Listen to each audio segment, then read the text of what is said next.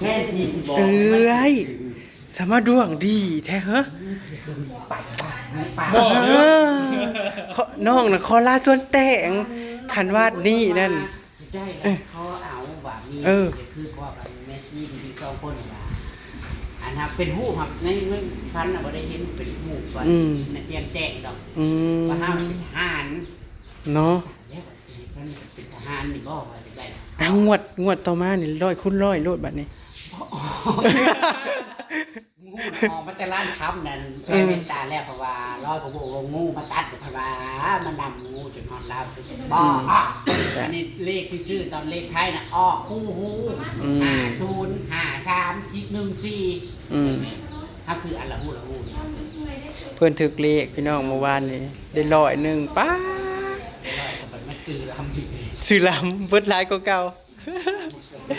เพิ่นดวงดีพี่น้องมื้อนี้มาเล่นอยู่บ้านเอซีเด้อพี่น้องบ่ได้ไปไสเนาะ อันนี้ก็หมอนรก หมอป้า ได้ซื้อหมอนรกแม่มาไปซ่อมตายแล้วกันนี่ ใครต้องไปให้อามิตแต่ อามาลาเจ้าลงไปนั่งก็ได้ได้นี่นะป๊าดอันนี้คือสามารถพัดข้าวได้กินทั้งหมู่บ้านได้เลยอ่ะ นกเต่าก็ต้องเอาเต่าใหญ่ๆนั่นจะเขาไปสีเต่าใหญ่ๆดูเอาไว้ โอ้เต่านางตกเต่าใหญ่เด้อขึ้นบ้านใหม่ ไม่นาง เนาะนางสิเฮ็ดหยังล่ะ ไม่ขวดล้วนยังก็ได้หมดละ ล้วนซีนเนาะ ผัดไอ้บ่ไอ้ทอด ทอด พวกไอ้เกี่ยวไอ้พวกหมูพวกยังอ่ะทอด อ๋อ แต่ผักทอดป่าทอดปลา โอ้ยก็สิได้ยืมพวกนางนี่ได้อซะเนาะ นาง หมอนางลาย เสื้ออยู่เกมล่า บ่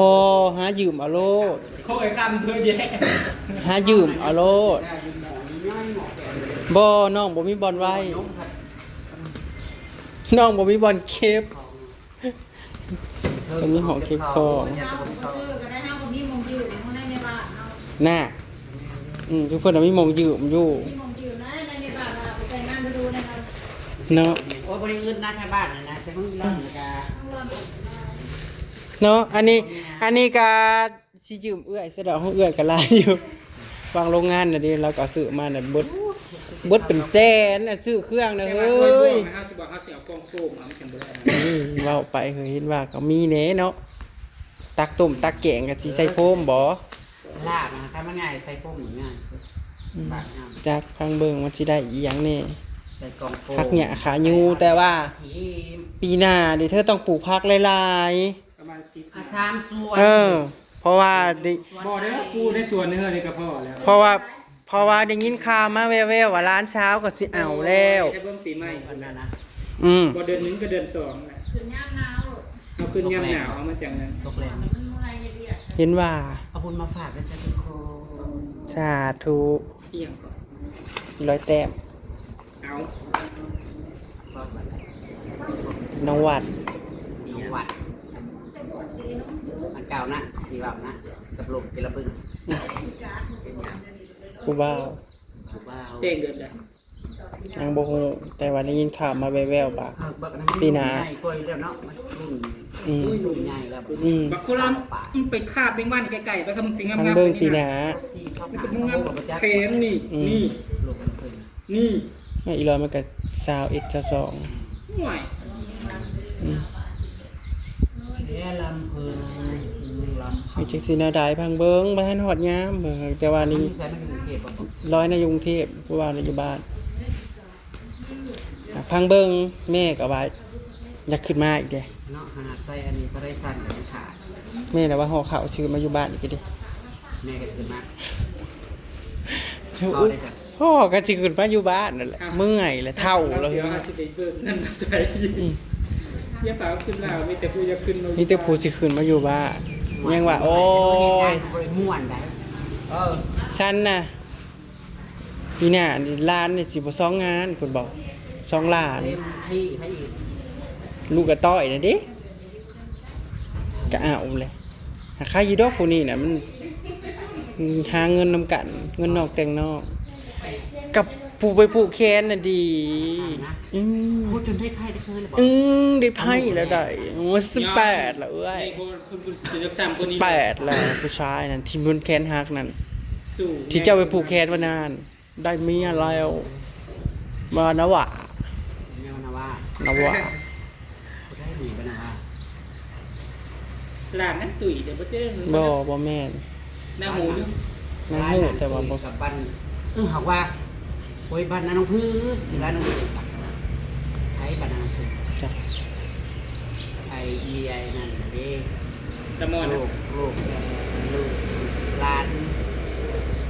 ไทยไง โซนมันมี นี่ ที่ เด้ เดือนกูเอากับดันนี่ มันยังขาไม่น่าตุยก็ขอกับโบน กูเอากับสีพอดนี่เด้ แม่เขาบอกอันบอกอันจะตีงูน่ะเด้ลุยน่ะเด้เลยลุยนั่นสีงามๆขาวๆอีผมยาวๆเลยไผ่ของบ้านนั้นน้องพื้น เอาละ เขาเอาไปนึกจากไผ่ นี่ให้กินข้าวน้ำหมูกินบัดสื่อใส่กรอบ ปานนั้นพะจักตุ๋ยปานนั้นพะจักตุ๋ย มันน่ะเป็นตุ้ย นี่นะ เขาบอกเข้าใจ ไล่เมียงหวาน ต้มน้ำให้มันกิน สียาง ต้ม สี น้ำ ทาย สีดกับสีดเลยเพิ่งสีด เนี่ยมันบอก เธอลูกเธอน่ะมันกินเองไม่เป็นต้องป้อน เข้าใจไหม ให้ส ค ว อย ยซื้อลูกชิ้นมา3ไม้ลูกชิ้นซีดน่ะ นั่นแหละค่ะ คอยบ่ได้กินได้ผัดกินผัดเขาผัดบ่กิน ให้แต่น้ำมันสลอย เบิ่ง มา แม่ เลี้ยง อ้วกมันนี่ น้ำเอาน้ำร้อยอีกไป แต่น้ำสลอยมาเลี้ยงอีกไป ลูกเงิน นั่นจะได้ไหม โอ้ยเห็ดเขาล่นอยู่เดี๋ยวนี้ ก็ได้แล้ว ยังหอมน่ะออกไปแล้ว4โต เสียเงินซื้อกับ ทุกอย่างได้ความละเอียด บ่ ปานนั้นมันยังบ่ ก็เสียมาขั้นมาน้อยคนนึง ขอยบ่มีเวลา อันกับปลาทูเป็น มัน โต จะบอก ผมมันก็บ่กิน ดวงดีมันโชคดีแล้วมันมีบุญไว้แบบนี้นะ หลอดตาย เสียเนี่ยมันเป็นหมื่นตายเลย กู นะ จักควงได้มันกูจักควงเบิด ให้มึงมาแต่โปมเอาไป ผู้ ใช้ ดี เด็ ซา ดเนาะ ผู้ดีเอานะ ม คายุคายาคากิน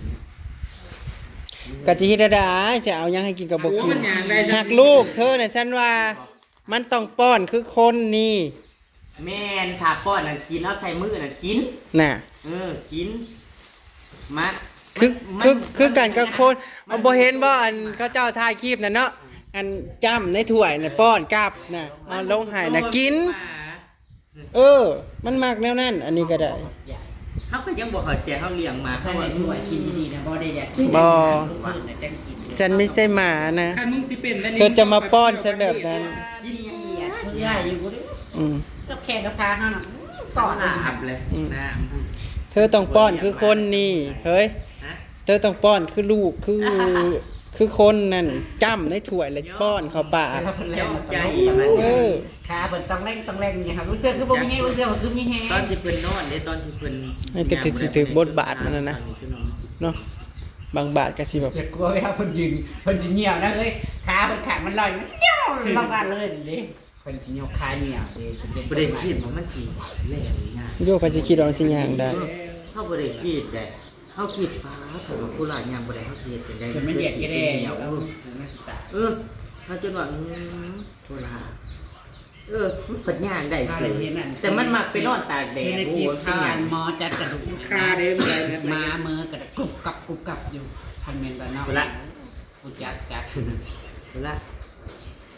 คนละ หักกันท่านหินยังมาแล้วก็แล่บอก ขึ้นเด้ อืม มันเป็นยังมึงคือบ่กินข้าว มันจะมันอึดอัดมึงในขาเนี่ย อะไรตำเต็ม มื้อนี้ แต่ว่าป้าสิได้แล้วมันจะมีเย็ดจ้ะ ไป กายกายซิลกี้เฮาน่ะสิออกแล้วเพันว่าไปญาทางกันเพราะว่ายีอับตาย เขาไปเบิ่งอยู่ในนี่ ซ่องเบิ่งและเรือ4หน่วย มันได้แล้ว มันออกนี่จะขับต่อ จังก็จะสิได้บ่ได้ เป็นแล้วออกมา3ตัวมันออกมาแล้วมันเป็นยังมันคือบ่อยากอันแข็งแห้งว่ะมันเป็นนึงมันเป็นเหี่ยว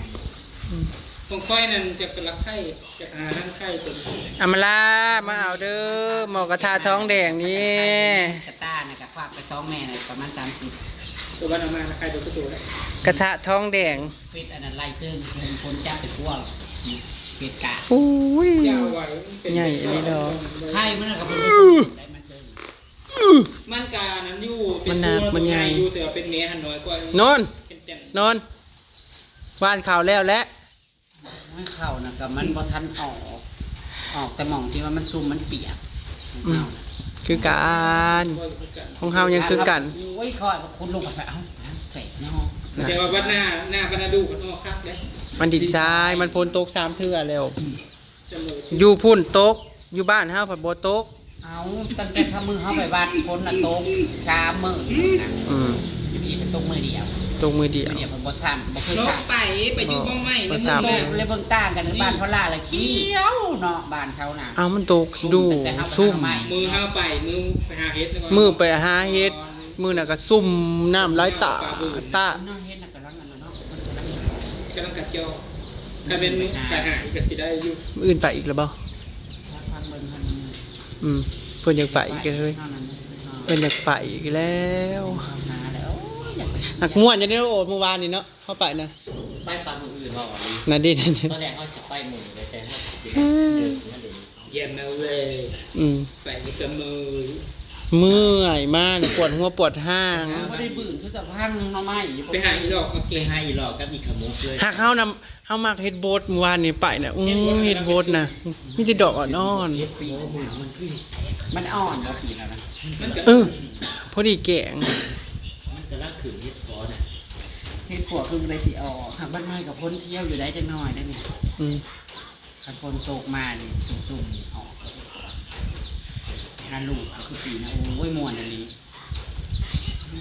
หานั่นตอนลงไปมันยังเศร้าแล้วบ่เห็นเนาะ อืม ขึ้นมาแล้วโอ๊ยไปเฮ้ยมันบ่ได้มีนะมันเลยสนใจซอยน้ำขึ้นมาอีกมาลูกโอ้ยใส่สิได้หลายขนาดลูกเอาเฮาก็พ่นแล้วก็เนาะก็ขึ้นมาแล้วซ้ำอีก อืม มันใหญ่เลยเห็นรถเลย เฮ็ดมันใหม่บ่หมดเฮ็ดได้พ้นกับพี่น้องเอ้ยซ้ำเหนียวมานี่โต เดือดเจ็บเลย เดือน7แล้วยังบ่มีน้ำมีนายอยู่ สิเฮ็ดไว้ไผแบบสองโทนลำโพน คือว่ามันบ้านท่าว่าสิเลี้ยงฮอมื้อนี้บอกคือมื้ออื่น เห็น บรร ว่า ณาวานะมือหนี บรรณาวา ก็ ก็สามหมู่บ้าน โง่ควาย3ตัว 2กว่าดำกว่าดอนน่ะ เลย เลี้ยงหอ บ่ได้วัดเป็นบ้านน้องบัวครับบ่ได้เลี้ยงสัตว์ใหญ่แต่เป็ดไก่ เอาในพันน่ะก็เป็ดไก่เลี้ยงซื่อ มีแต่ทางนี้แล้วเขา ๆมี เจ้า แต่บ่า สัตว์ใหญ่ หมูสัตว์ใหญ่อยู่บ้านทุกคนก็มีแต่เป็ดไก่เด้อ บ่ได้แม่ว่าเลี้ยงฮอแบบนี้แหละจะเชื่อได้ฮอจะพูดบ่ต้องบอกเป็ดไก่ไข่มันบ่ได้นะสัตว์ใหญ่เลย อืม ที่เกิดธรรมดาว่าแล้วเนาะเขาลงงูลงควายแบบ อืม อันนี้ยังว่าเข้าไปบ้าไปแก้ ไปอุบลไปอุบล ไปทำไม วัดที่ดังๆเลยเตือนกำลังมาฮิตเข้าไป วัดเอีย ขอโซขอลาขอมันขอเอง อืม ลืมทุกคน ไม่มีงอไตจ้ะ รถปนัน จำนี้แล้วก็ได้บุญเต็มๆแล้วนะเบิ่งแน่ผู้ โอ้ยพระอาจารย์ใหญ่ไม่ได้ยิบแห้งว่า อืม เป็นดาวสายฝนเดี๋ยวเป็นดังประได แต่ผู้ปกครองเหมือนเศร้าไอ้ มีคนลงมาอยู่ด้วยว่าในบางครั้ง แต่ผู้ปกครองเหมือนเศร้าไอ้ หมดคอกับเบิ้ง เจ้าก็กินอยากแก้ไอ้เฮ้ยมื้อนี้เจ้าก็ซื้อมากิน ยาฮีโร่ ไปกับเมซี่เจ้าหนาว ใส่ เมซี่เจ้าก็จะไปปฏิบัติธรรมอยู่เจ้าก็ไปบัดนี้มีมา เมื่อนี่ วัดบ่ได้หน้า เอาอีกแล้วมันออกฮออันบ่ เออ มันอยู่ซื่อๆบ่ได้มันคันได้ยิกันยี่ ไม่ยุ่งไม่บอกเน่าแล้วเอาซะ ยุ่งกับโต๊ะ เคยเจอเป็นถ้าว่าไปนานทัดไปบ้านแล้วห้าก็ไปห้าขวดห้าเกลือห้าเห็ดเอียงเป็นกับเป็นอันนี้สมมืออยู่ในบ้านนะห้า เห็น ลง นะ น้ำ แบบฉันจะไม่ก็เห็นเลย อืม ห้านี่ห้าไปนั่งมานั่งนั่งก่อนมือสิจบเพราะว่าพอดีได้อาจารย์ที่นอนเขาไม่ได้อยู่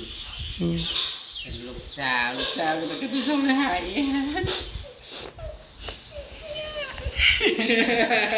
นั่งสอน นางเสือ ทั้งย่านบ่ แบบว่ายำจะยับยาวแห้งไปเด้อ อืม เราจะปลูกแห้งไปเด้อปลูกปุ้งปังได้เลย จะกระย่างกระ โอ้ ดู ยมันก็คือกับข้าวดอก นะพี่น้องอันนี้ก็บ่มีหยังมากมายเด้อทุกคนมาหาเอ้ยสิมากู้เงินเอ้ยสิถึกเลข เท่าไร บ่หลายดอกเอ้ยพอดีทากระจุบกระโจกนี่ล่ะ จุกกันมาเท่าไร มาแต่บ้านใหม่ มันจบซะก่อนเงินเดือนเสียจะได้เป็นพาร์ท บ่ได้ฮอดเด้อเอ้ยบ่ได้ฮอดพุ่นดอก เดือนนี้ให้ อุ้ยหน่อไม้ซ้ำเป็นสีสันล่าง ใคร